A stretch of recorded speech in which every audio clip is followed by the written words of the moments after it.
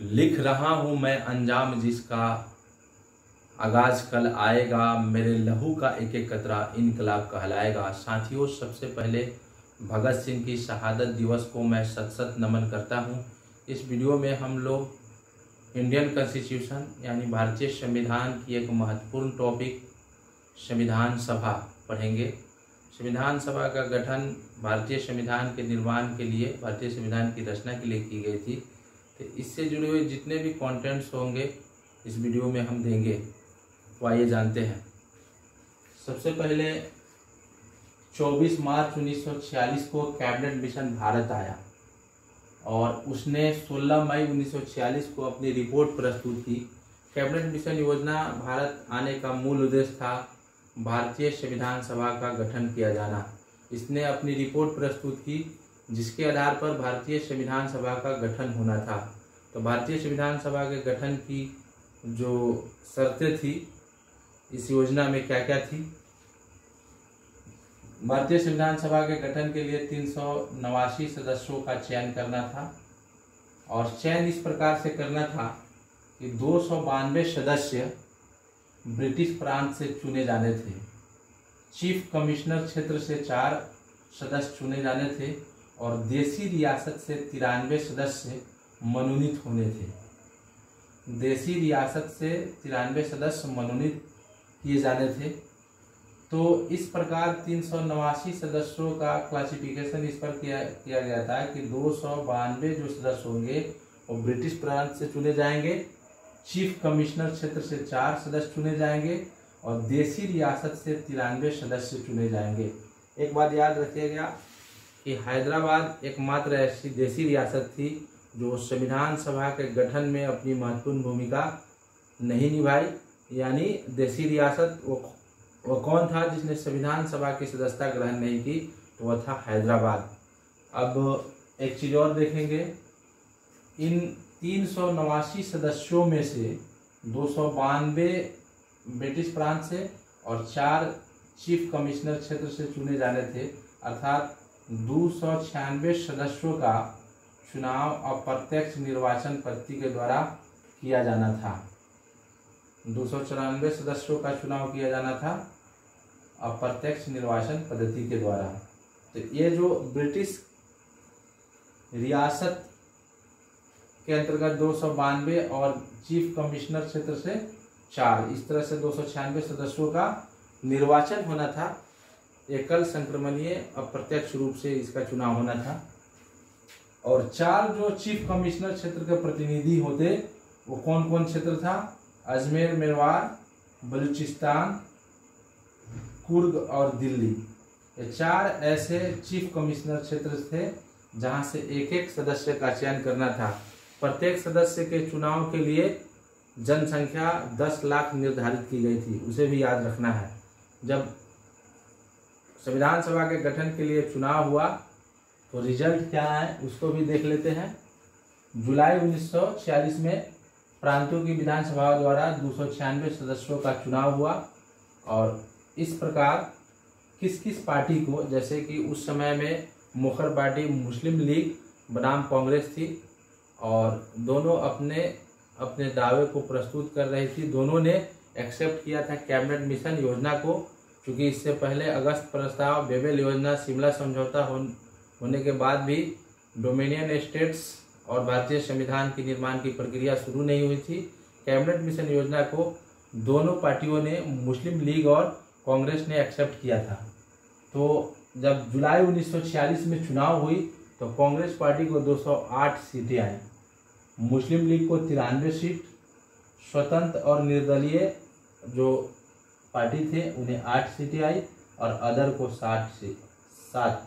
कुल मिलाकर के 208 अधिकतम सीटें कांग्रेस को हुई और अल्पमत में चली गई मुस्लिम लीग। संविधान सभा के निर्माण के लिए जो चुनाव हुए उसमें सबसे कम अधिकतम पार्टियों में, मतलब बड़ी पार्टियों में मुस्लिम लीग को आई। यही कारण था कि उसने 16 अगस्त 1946 को सीधी कार्रवाई दिवस मनाता है और इससे देश के कई कोने में दंगे भी हो जाते हैं। फिर हम लोग देखेंगे सांप्रदायिक आधार पर जो सीटों का बंटवारा किया गया था, सामान्य वर्ग के लिए 213 सीट, मुस्लिम के लिए 79 सीटें, सिख के लिए 4 सीटें, और इस प्रकार से इन टोटल सीटों में महिला सदस्यों की संख्या 15 निर्धारित थी। संविधान सभा के गठन के लिए 389 सदस्यों का चयन किया जाना था, उसमें से मात्र 15 महिलाओं की भागीदारी थी। उन 15 महिलाओं में सिर्फ एकमात्र मुस्लिम महिला जो थी, उनका नाम था बेगम एजाज रसूल। बेगम एजाज रसूल संविधान सभा के गठन संबंधी जो सदस्यता लेनी थी चुनाव प्रक्रिया के द्वारा, उनमें से एकमात्र मुस्लिम भारतीय महिला जिसका नाम था एजाज रसूल, वह संविधान सभा में सदस्यता के रूप में उनका चयन किया गया था। और यह बता दें कि भीमराव अंबेडकर का जो चुनाव हुआ था संविधान सभा में, सर्वप्रथम कोलकाता से हुआ, सेकेंड बार में मुंबई के पुणे से इनका चयन किया गया था। संविधान सभा के गठन के बाद, क्योंकि संविधान सभा का गठन जो हुई या स्थापना कर सकते हैं 6 दिसंबर 1946 को। याद रखिएगा कि संविधान सभा को भंग कर दिया जाता है 24 जनवरी 1950 को। इसी दिन डॉक्टर राजेंद्र प्रसाद को भारत के प्रथम राष्ट्रपति चुने जाते हैं और 26 जनवरी 1950 को हमारा संविधान लागू भी हो जाएगा। स्टेप बाय स्टेप उसको हम जानेंगे। सबसे पहले जान लें कि संविधान सभा के गठन के बाद 9 दिसंबर 1946 को संविधान सभा की पहली बैठक हुई। संविधान सभा की पहली बैठक डेट पूछता है 9 दिसंबर 1946 को, और यह बैठक काउंसिल चैम्बर के पुस्तकालय में दिल्ली में हुई थी। कहाँ हुई थी? दिल्ली स्थित काउंसिल चैम्बर के पुस्तकालय में हुई थी। टेम्पोररी चेयरमैन यानी चेयरपर्सन चुने गए थे, अस्थायी अध्यक्ष चुने गए थे डॉक्टर सच्चिदानंद सिन्हा को। प्रथम बैठक का संबोधन किया था JB कृपलानी। उन दिनों JB कृपलानी क्या थे? कांग्रेस के राष्ट्रीय अध्यक्ष थे। इन्होंने ही सभा को संबोधित किया था और अध्यक्ष पद के चुनाव में इनकी महत्वपूर्ण भूमिका रही JB कृपलानी को। तो अस्थायी अध्यक्ष भी पूछता है कि प्रथम अस्थायी अध्यक्ष संविधान सभा के कौन बने? डॉक्टर सच्चिदानंद सिन्हा। फिर आगे 11 दिसंबर 1946 को परमानेंट चेयरपर्सन का चुनाव होता है, यानी अस्थायी अध्यक्ष का चुनाव हो जाता है। प्रथम अस्थायी अध्यक्ष डॉक्टर राजेंद्र प्रसाद को बनाया जाता है। और फिर 13 दिसंबर 1946 को पंडित जवाहरलाल नेहरू ने उद्देश्य प्रस्ताव पेश करते हैं। संविधान सभा के समक्ष उन्होंने उद्देश्य प्रस्ताव पेश किया। इसी के साथ संविधान सभा की कार्रवाई शुरू हो गई। यानी संविधान सभा की कार्रवाई जो शुरू होती है 13 दिसंबर 1946 को, और उद्देश्य प्रस्ताव पेश किया जाता है 13 दिसंबर 1946 को। उद्देश्य प्रस्ताव किसके द्वारा पेश किया गया? पंडित जवाहरलाल नेहरू के द्वारा। ये तीनों कंटेंट काफ़ी महत्वपूर्ण है।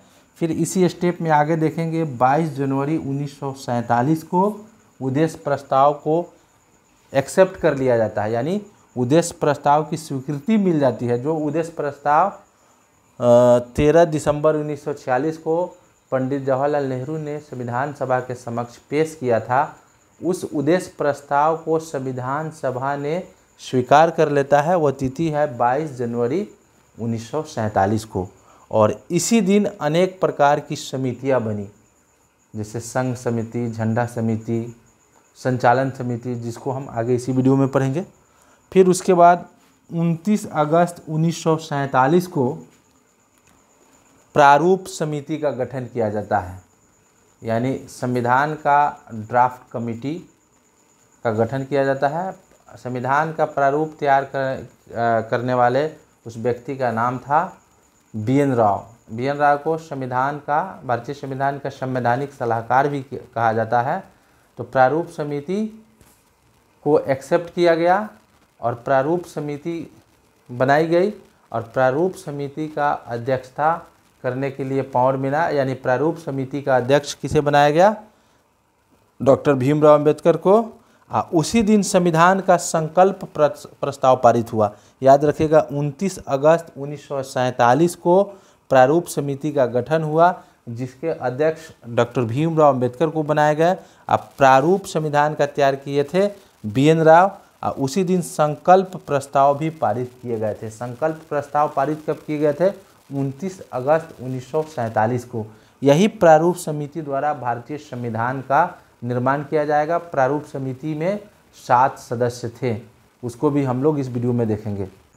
7 सदस्यीय प्रारूप समिति इस प्रकार थी कि प्रारूप समिति के अध्यक्ष सहित टोटल जो संविधान का मॉडल तैयार करता, उसके सदस्यों की संख्या 7 थी।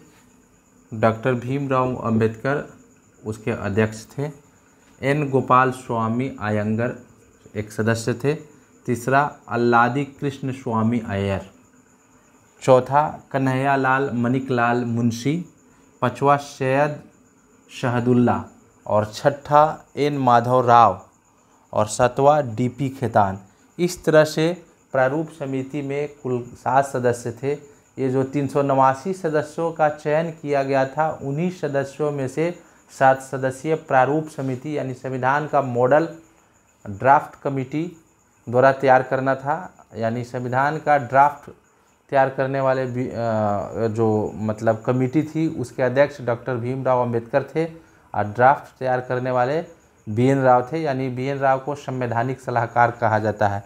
तो 7 सदस्यीय प्रारूप समिति थी और संविधान के 7 सदस्यीय प्रारूप समिति में DP खेतान की मृत्यु हो जाती है। उसके बाद TT कृष्णमाचारी, याद रखिएगा, TT कृष्णमाचारी को DP खेतान के जगह पर प्रारूप समिति में सदस्यता मिलती है। तो किसकी मृत्यु के बाद या DP खेतान की मृत्यु के बाद इनमें से किसे प्रारूप समिति का सदस्य बनाया जाता है? तो याद रखिएगा TT कृष्णमाचारी। उसके बाद आज़ादी के बाद संविधान सभा का पुनर्गठन होता है। याद रखिएगा, संविधान सभा का पुनर्गठन, ये पूछा हुआ है एग्ज़ाम में। 31 अक्टूबर 1947 को संविधान सभा का पुनर्गठन, एक तो 6 दिसंबर 1946 को हो रही है। कैबिनेट मिशन के संस्तुति के आधार पर चुनाव हुए, चुनाव के बाद में संविधान सभा का गठन हो रहा है। फिर से गठन हो रहा है, चूँकि आज़ादी के बाद कुछ जो 389 सदस्य थे, उन सदस्यों में से अब 299 सदस्य ही बच जाएंगे, जिसमें से 229 सदस्यों का चुनाव होगा ब्रिटिश प्रांत से और 70 देसी रियासत से। 229 सदस्यों का चुनाव होगा ब्रिटिश प्रांत से और 70 देसी रियासत से। अब कुल सदस्यों की संख्या 299 रह जाएगी, क्योंकि बंटवारे के बाद संविधान सभा के सदस्यों की संख्या घट गई। तो फिर से संविधान सभा का पुनर्गठन किया गया। वह तिथि थी 31 अक्टूबर 1947। 21 फरवरी 1948 को प्रारूप समिति ने संविधान का प्रारूप तैयार करने के बाद संविधान सभा को अपनी प्रारूप प्रस्तुत किया। प्रारूप समिति ने अपनी रिपोर्ट पेश की प्रारूप तैयार करने के बाद 21 फरवरी 1948 को। फिर 26 नवंबर यानी 4 नवंबर से 26 नवंबर 1949 को एक लंबे डिस्कशन चला उस प्रारूप पर। उसके बाद में संविधान सभा द्वारा संविधान को अंगीकृत कर लिया गया, यानी एक्सेप्ट कर लिया गया।